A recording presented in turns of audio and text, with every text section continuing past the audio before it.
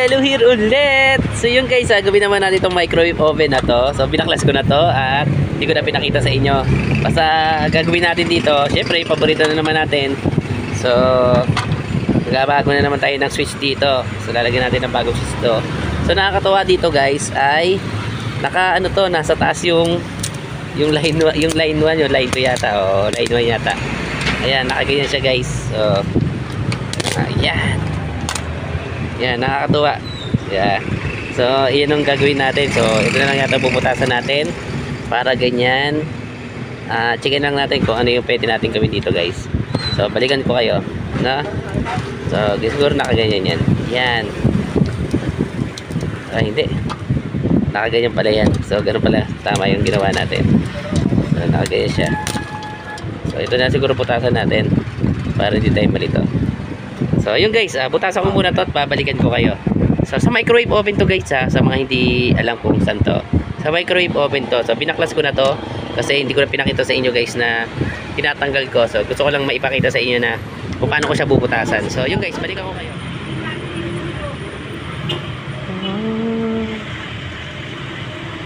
So yun guys, dito natin na binubutasan para makita natin yung pinaka sukat at yung ano niya, yung sukat ng butas guys. So ilalagay ko muna ng butas to tapos para mamaya lagyan na natin ng mga wire to o ng mga switch. So yun guys, ito lang tapos yun. So sana hindi na siya na yun, okay naman siya. So hindi naman nakakaabali yung mga butas niya. So yun guys, so lalakay ako na to. So balikan ko kayo pagka lagay ko nito guys. Nilagyan na natin ng ano to. Ito yung nilalagay natin guys. Yan, 6x6x9. So 100 yung cc yung kinuha natin guys. So dalawang paa lang yan guys. Ayan, ito yan. So dalawang paa lang yan. Meron dito guys na 4 na paa, pero pwede na, may makakakuha naman kayo ng dalawang paa lang. So dalawang paa lang yung kunin nyo para hindi kayo mahirapan. So ito yung sasabi ko sa yung 4 na paa. Ayan guys. So 4 na paa yan. Ayan, kung mapapasa nyo. Yan, 4 na paa yan. Samantalang ito dalawa lang. So, kunin nyo na lang guys yung dalawa para sakaling hindi kayo mahirapang maglagay. Yan. Nakakalito kasi pag yung 4 ito dalawa lang naman to. So, ano lang to, taas sa kababa lang. Kung line 1, line 2 lang yung ikakabit nyo dyan. Yan, ito. So, ito kasi ay mahirap dahil 4 nga yung paa niya. So, baka mahirapan kayo magkabit. So, yun guys. So, ito dahil 4 lang.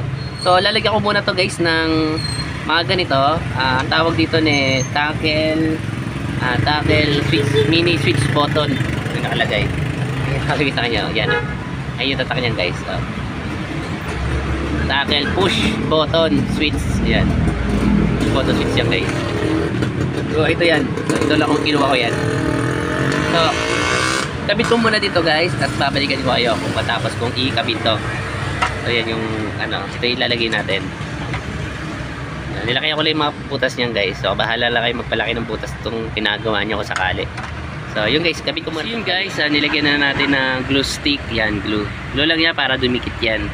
So yun lang, hintayin lang natin siya matuyo. Ayan guys, hintayin lang natin siya matuyo. Ayan yan. So hintayin ko lang siya matuyo. Tapos linisin natin yung bawat gilid. So pag natuyo naman yan guys, napakatigas na yan. So hintayin ko lang siya matuyo. Tapos saka natin siya lagyan ng wire. Tapos itong katuyo na to guys. So, balik ako kayo. So yun guys, nilagyan ko na ng wire to. Ayan o. So nilagyan ko na siya ng wire at di ko na napakita sa inyo kasi masyadong matagal pag pinakita ko pa sa inyo. Susundan nyo lang to. Yan yung mga linya na yan. Yan, ito lang din yung ginawa ko na yan. Sinundang-sundan ko lang din yan. Ngayon guys, maglagay kayo ng palatandaan kung wala kayong makitang iba-ibang wire. Kasi ako wala akong makitang ibang wire o yung mga kulay na mga wire.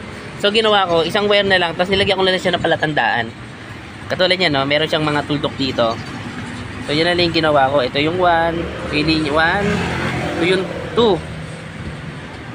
Ito guys yung 2. Ito yung 3.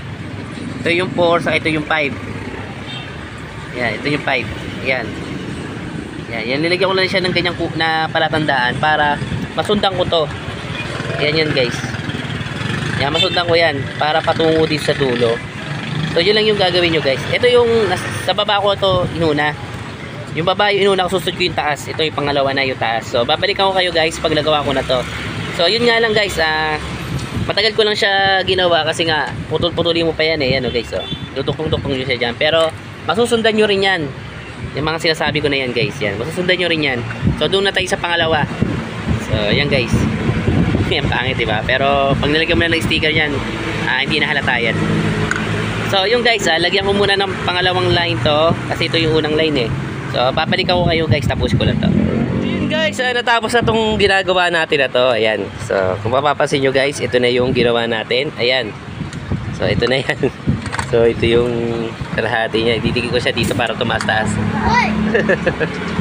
So yun guys, ito na. Yan. Yan yung ginawa natin. So lalagyan na lang natin to. Tetesterin ko lang to guys. Tingnan natin kung tama to ginawa ko na to. Pag tama to ginawa natin na to guys, ay ilalagay na natin to sa pinaka board niya. So testerin natin kung okay tong ginawa natin na to. So kung mali guys, uulitin ko ulit to. So hanapin natin yung pagkakamali natin. Pero testerin natin to kung meron tayong ginawang mali. Guys, ito yung ginawa natin na to. Yan lang pag-test ko kung mayroon akong maling ginawa. Tapos isasaksak ko siya dito sa wanted na ginawa nating ilaw. So yung tester natin yan guys. Pag to umilaw, ay may problema yung ginawa natin o may shorted doon o may nagkatikit-tikit. Pero pag wala naman akong hindi to umilaw, wala akong maling ginawa. So yung guys, wala naman mali na akong ginawa dahil nga hindi siya umilaw. So ayan siya guys. So pipindot tayo dito. Yan guys, pipindot tayo dito. Tingnan natin kung iilaw. Yun. Yan yung ilaw guys. So wala akong maling ginawa. So okay itong ginawa natin na to. So lahat naman siya ay napipindot. So ayan guys. Ayan, nakita ba? Ayan. So ganyan ako mag-tester nito. So pinagsasabay-sabay ko na siya. Hindi ko siya naiisa-isa. So yun guys, pag pinindot mo, saka lang sila iilaw. Ayan. Ayan. So saka lang siya gagana. Ayan. So okay na to. So okay na itong ginawa natin na to. Ilalagay ko na to sa pinaka-board niya at babalikan ko kayo. So tama naman to, wala tayong maling ginawa. So yun guys. Yun guys, ilalagay ko na muna dito to. Ayan. So ayan, nakaganyan yan guys. So dito siya nakalagay. So ilalagay ko muna to, tatanggalin ko lang to. Tapos ilalagay ko na itong mga wire ko to. Ayan. So ito yung ano niya guys, sticker niya. Ayan. So ikakabit ko muna to. Titignan natin guys kung okay na to lahat. So babalikan ko kayo guys. Tanggalin ko lang to, tapos ididikit ko na dito. So yun, balikan ko na lang kayo guys. Guys, natapos na natin itong ginawa natin ito. Ayan guys, so hinina ko na lang siya dyan sa loob. Ayan. Dito yan, tapos ito yung mga wire natin. Ayan, nakita ko lang sa inyo guys. Yan. Hindi ko siya dinaan, papunta likod. Tapos ngayon guys, tetestingin na natin siya. So lagyan natin siya dito ng pinaka short ng wire. Ito. Na short ng wire kasi guys, tawag dito. Yan, para ma-start natin siya. Yan, dyan lang yan. Nakaganyan lang yan guys. Yan. Tapos ito yung linya. Ayan guys.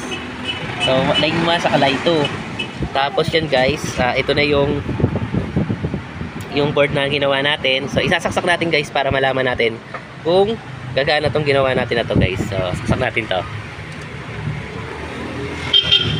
Ayun guys, kung nakikita nyo, umilaw siya. Ayan, umilaw siya, no? Yan. So, testingin natin guys. Pindot tayo dito ng isa. Ito. Ayan. Ayun, nag-start siya. Dahil nga, pinag-short natin yung wire na to. Yung wire dito guys sa baba guys. Nakikita nyo yan. Ilagyan natin siya ng ano dyan, ng tingga. Para magkaroon siya ng kuryente o short niya, no? So, siya guys, nagbibilang na siya. So, i-cancel natin. Yung cancel niya ay nandito sa baba. Ayan, na-cancel siya. So, cancel natin siya. Ayan, cancel. So, pipindot tayo dito ng pindot tayo dito. Kahit anong pindutin natin dito. Ayan, ayan. Kita ba, nagbabago. Start natin yan guys. Start natin yan ha. Start. Ayan guys, bibilang na siya. So, okay na tong ginawa natin na to. Ayan. Kita ba? Ayan, kita naman. Ayan. So, nagbibilang na siya. So, nag-start na siya. So, ayan guys.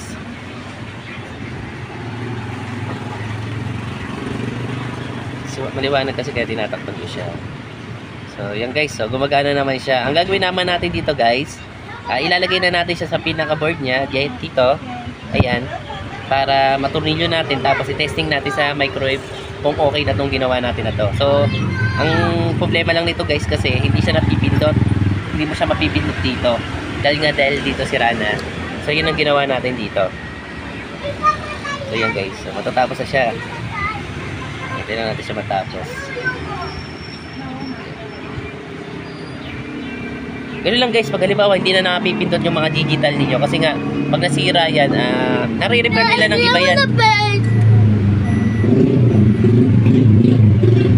So yun guys, tapos na siya. Ayan, tapos na siya. So bubutin ko na to tapos balikan ko kayo. Ilalagay ko na siya dito sa pinaka-door niya. So yun guys, lalagyan na natin siya ng tape. Ayan, tinurnilyo ko na siya. Diyan, yan yung pinaka-tornilyo niya. Ayan, nilagyan ko siya ng tape sa ilalim para hindi siya mag-short kung magdikit man sila sa taas. Sa taas kasi electronic na yung loob niyan at mga nakabalat. So nilagyan ko na lang ng tape. Bahala kayo kung electrical tape ko yan yung ilalagay nyo guys. Tapos ito, ipapatong ko na lang to kasi masyado mataas. Tapos lalagyan ko na siya ng ganitong dikit guys. So gugupitan ko muna to, tapos ilalagay ko muna to. Ayan, ilalagay ko muna to guys para matikitan natin na maayos. So balikan ko kayo guys pag nilagay ko. Testing ulit natin. Ayan, kinabit ko na siya, yung sticker. Ayan, nilagay ko na ng saksakan para mabilis tayo. So yun guys. So pindot tayo. Tingnan natin kung nag-okay. So ito yung ginawa natin, dinikitan na natin siya dyan. So saksak natin guys, tingnan natin kung okay na yung pindutan. So yun guys, saksak na siya. Ayan, saksak na yan. Tapos may ilaw na rin, ayan guys. So pindot tayo nito. Ayan, ito, pindutin natin ito. Ayan, meron na. Nagbilang na siya. Tapos i-cancel natin guys. Cancel natin ayan. Cancel, balik natin sa 00 yan. Ayan, 00 ulit. Tapos dito tayo sa kitchen. Tapos ilang minute? Ayan, 10 hours. 10 hours ba yan? Ayan, 10 hours siya. Tapos start natin. Ayan guys, nagbilang siya. 10 hours, 10 minutes lang pala yun, sorry. So 10 minutes na yan guys, so gumagana na siya. So ano natin, stop natin. Tapos start ulit. Ayan guys, so okay na tong ginawa natin na to. So ikakapit na natin to sa pinaka microwave oven niya. Dahil hindi naman nagloloko yung kinabit natin. At sumusunod naman siya. So stop ulit natin, tapos 0. Tapos bigyan naman natin tong frozen pizza. So yun guys, 3 minutes lang siya. Ayan. So yun guys, stop ulit natin. Okay, tapos 0 ulit. Ito naman tong pasta. Ito natin itong pasta na to. Yan, pasta. 10 minutes din yung pasta. So yun guys, stop ko na to at ugutin na natin. So yun guys, ilalagay ko na sa microwave oven to at babalikan ko kayo pagkatapos ito. So yun guys, dyan natin ilalagay yung microwave oven na ginawa natin, o yung microwave switch na ginawa natin. So yan yun. So lagay na natin dyan guys. So tara. Yun guys, ilalagay na natin dito. Yan. Lagay na natin siya. Ito.